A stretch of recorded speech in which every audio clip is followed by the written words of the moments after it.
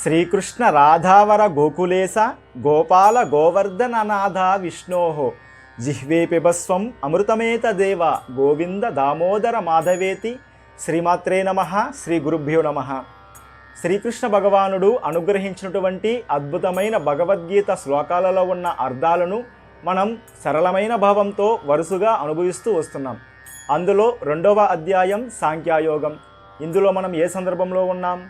ఓ అర్జున, నేను చెప్పినటువంటి జీవాత్మతత్వం గురించి నీకు అర్థం కాకపోయినా నీవు మాత్రం యుద్ధం తప్పనిసరిగా చేయాల్సిందే అని శ్రీకృష్ణ భగవానుడు అర్జునుడికి వివరిస్తున్నటువంటి సందర్భంలో ఇది 27వ శ్లోకం. జాతస్య హి ధ్రువో మృత్యుః ధ్రువం జన్మ మృతస్య చ తస్మాద అపరిహారార్థే నత్వం శోచితుమర్హసి. అంటే ఓ అర్జున, నేను చెప్పినటువంటి ఆత్మతత్వం గురించి నీకు అర్థం కాకపోయినా నీవు అనుకున్నట్లే ఈ శరీరమే ఆత్మ అని అనుకుందాం. నువ్వు అనుకుంటూ ఉంటావు కదా, ఆత్మ అన్నది నాకు కనబడడం లేదు, నాకు ఈ శరీరమే ఆత్మ అని అనుకుంటున్నావేమో నీవు. అలాగే అనుకుందాం, ఈ శరీరమే ఆత్మ అని అనుకుందాం. మరి ఈ శరీరం యుద్ధంలో నశిస్తే, యుద్ధంలో పడిపోతే ఎందుకు అలా శోకాన్ని పొందుతూ ఉన్నావు? పడిపోతే పడిపోని యుద్ధం, దీనికోసం అసలు బాధపడవలసిన అవసరమే లేదు. ఎందుకో తెలుసా? జాతస్య హి ధ్రువో మృత్యుః. ఈ భూమిపైన జన్మించిన వాడికి మరణము తప్పదు. అలాగే ధ్రువం జన్మ మృతస్య చ, మరణించిన వాడికి పునర్జన్మ కూడా తప్పదు అర్జున.